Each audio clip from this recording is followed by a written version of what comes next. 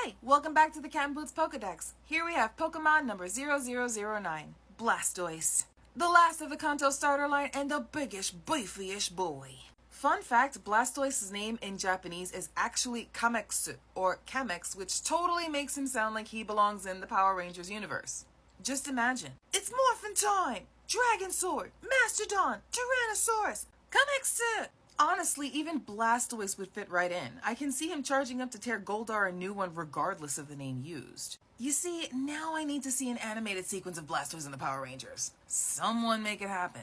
Blastoise's page was probably the most fun I had drawing when it came to the Kanto starters. He just looks like the big protector of the bunch, and I love the subtler changes he has in his alternate forms. Though I do think that having 31 cannons on Gigantamax Blastoise's shell is a bit much.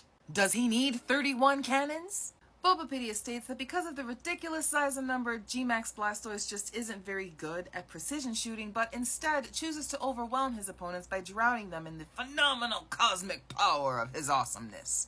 But I might be paraphrasing just a tiny bit. A normal Blastoise cannon is nothing to sneeze at either, though. Did you know that water jets shot from these can pierce steel and concrete? Blastoise actually bears down on himself to withstand these blasts, and rather than using speed, he uses that weight to crush his opponents in battle.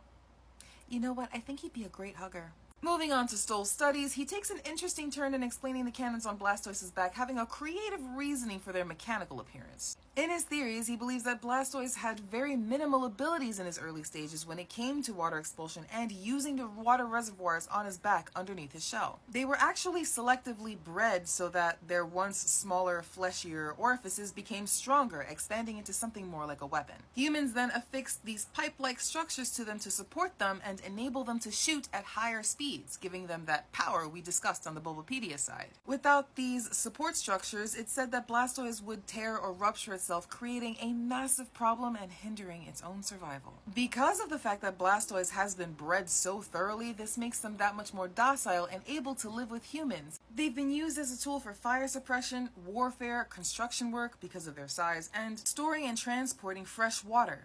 It's an intensive labor worker, and much of human society would not have evolved the way that it did without the use of a team of Blastoise. Taking all of that into consideration on the behavioral side, I think my theory about Wartortle being the more common of the two out in the wild makes even more sense now, as a squad of Squirtle would only need about 1 or 2 Blastoise to lead and protect them. Blastoise would be more commonly found on land or closer to large lakes and reservoirs as opposed to the open ocean. I don't think I'd ever taken it into consideration before. Blastoise is the actual leader of the Kanto starters, and one would easily assume that it's actually Charizard.